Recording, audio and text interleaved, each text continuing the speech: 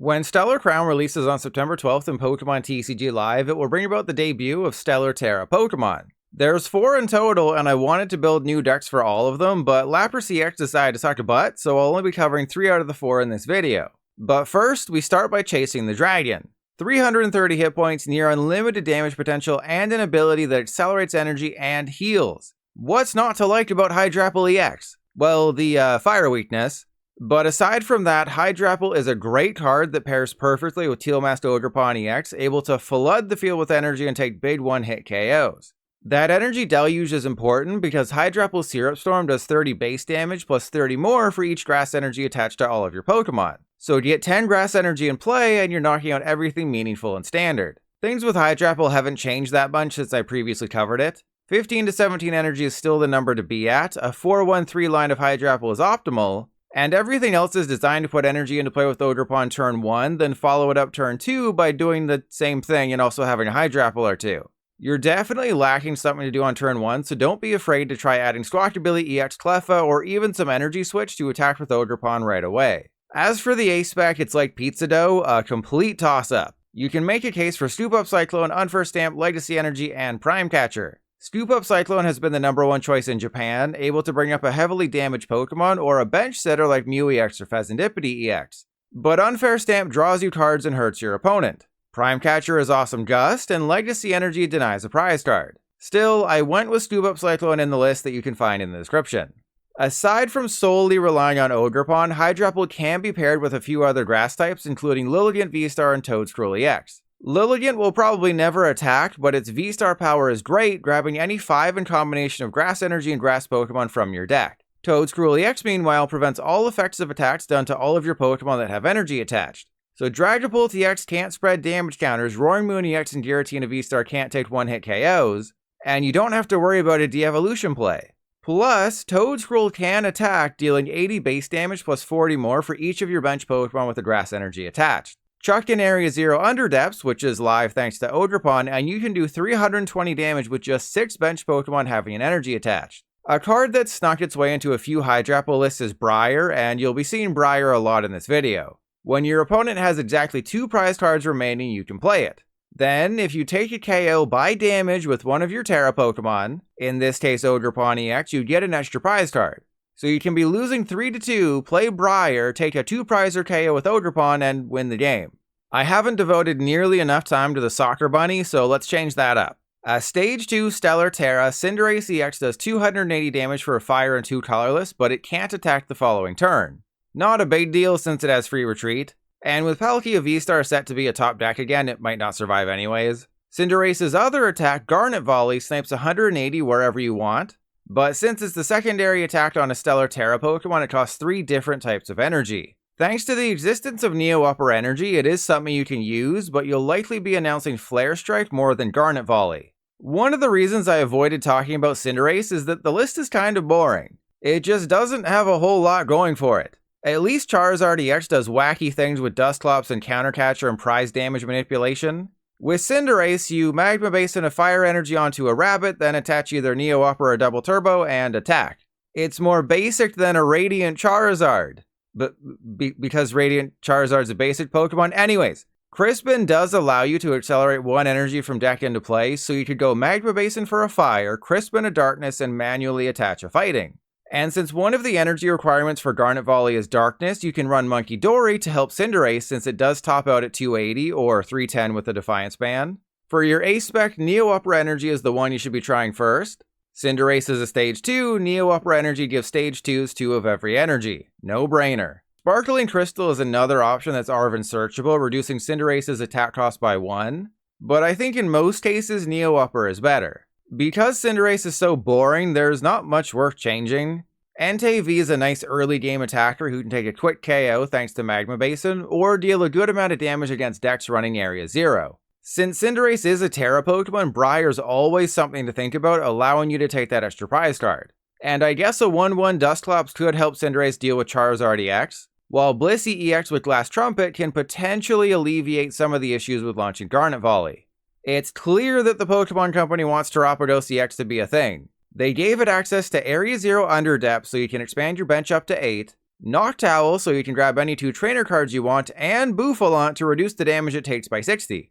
And in a meta where basic Pokemon like Iron Thorns EX and Raging Bolt EX are extremely powerful, Terapagos also features an attack that makes it immune to their damage. What you have to keep in mind with Terapagos is that you can't use Unified Beatdown on turn 1 going second. So unless you're firing off Crown Opal with regularity, you always want to go first with this deck. That leads me to the first way to play Terapagos, with Double Turbo Energy. You can ignore Crown Opal entirely and solely focus on Unified Beatdown. With Area 0 in play, a full bench, and Double Turbo attached, Terapagos is dealing 220 damage. Though decent, it's not a game-winning amount by any means, so you need to make like a BG and focus on staying alive. The shift I've noticed in Japan the past couple of weeks is that Pidgeot EX is heavily played now, while Radiant Zarina is there to help heal small amounts of damage to all of your Pokemon. The combo with Pidgeot is actually really strong. Turn 1, you use Fan Rotom to get Hoothoot and Pidgey. Turn 2, you evolve into Noctowl, grab Rare Candy and Ultra Ball or Feather Ball, and now you have a Pidgeot EX the rest of the game. This makes Terapagos a lot more consistent, able to find whatever card you need every turn, including Area 0, Penny, Briar, Double Turbo, and more. But someone else you'll be relying on heavily is Bouffalant. With 2 Bouffalant in play, all of your basic colorless Pokemon take 60 less damage from attacks. Slap a Bravery Charm on Terapagos, now it effectively has 340 hit points, more than even Charizard EX. So it's almost always going to survive an attack, forcing both of you into a game where you 2-hit each other. And Terapagos is well suited for that.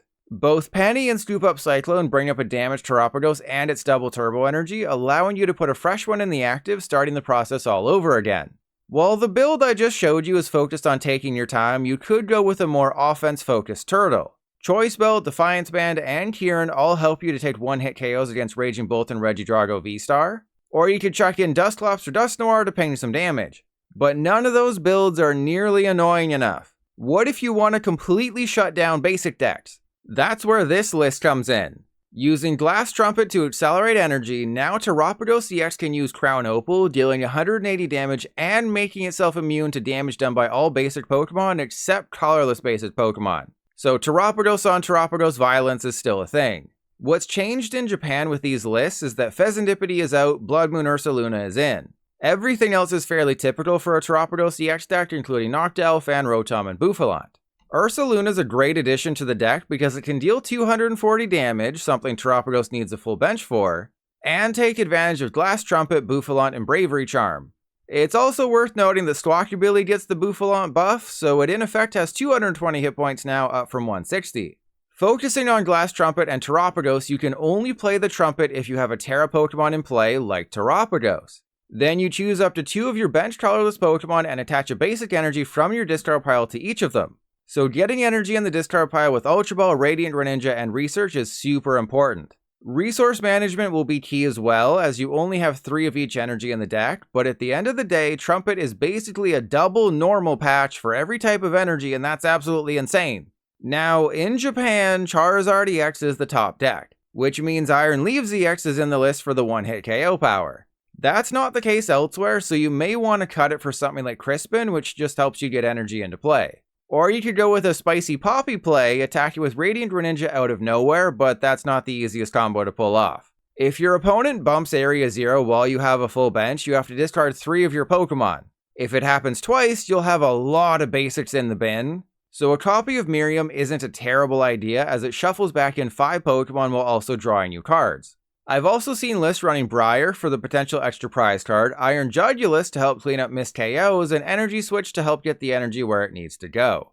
You know what this video needs? A jolt of electricity. While Galvantula EX has definitely fallen off in Japan after a good start, it only won 4 tournaments in August, it's still the 4th best new deck coming in Stellar Crown because the set is so disappointing. As a reminder, for a Lightning and a Colorless, Galvantula does 220 damage to Pokemon V and EX and 110 to everyone else. Not bad, as it does allow you to one-shot Palkia V-Star, Lugia V-Star, and Pidgeot EX, but the second attack is the main draw. For a Grass, Lightning, and Fighting, Fulgurite does 180 damage and prevents them from playing items the following turn. Unfortunately, you have to discard all of the energy from Galvantula in the process. The trade-off is worth it because it means you're shutting off cards like Rare Candy, Energy Retrieval, and Prime Catcher, slowing down what your opponent is trying to do. I still think Blissey EX is the best partner for Galvantula as it allows you to use Fulgurite for multiple turns before running out of steam.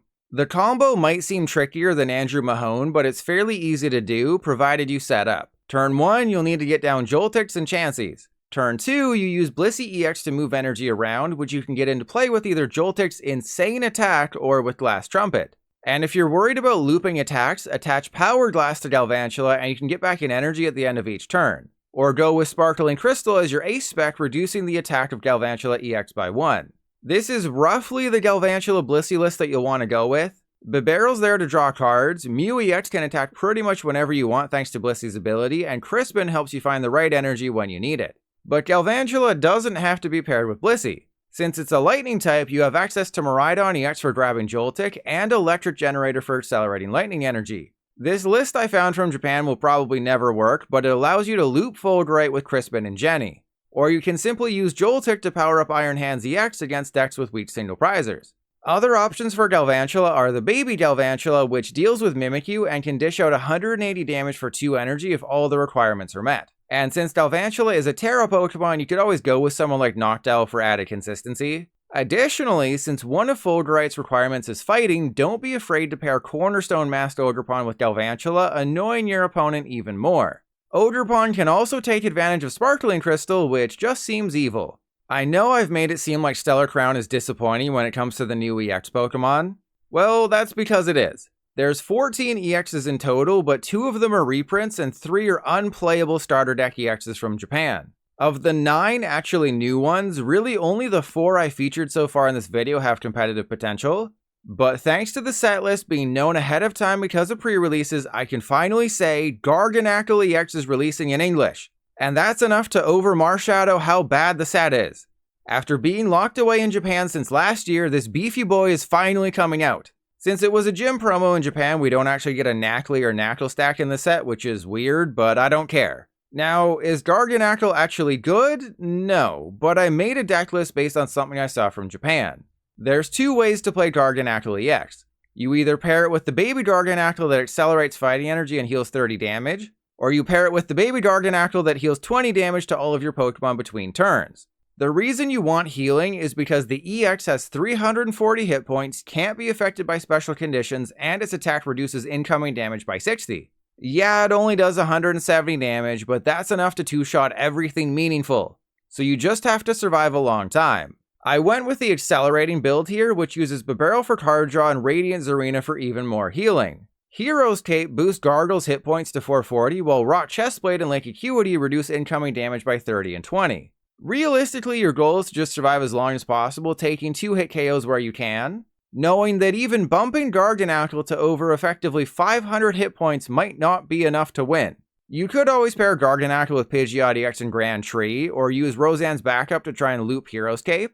But if you're playing this deck at all, there's clearly something wrong with you, and you need the kind of help I can't provide. Yes, I know there were basically just 4 decks featured in this video, but that's literally all of the ones that could be considered good. Like I've said numerous times, Stellar Crown was meant to be a full set with 200 cards, but they ripped out 64 of them to make Shrouded Fable. Still, if you think I missed anything coming in Stellar Crown, let me know in the comments below. But only after you watch my Rogue Decks video first, because then I get more money.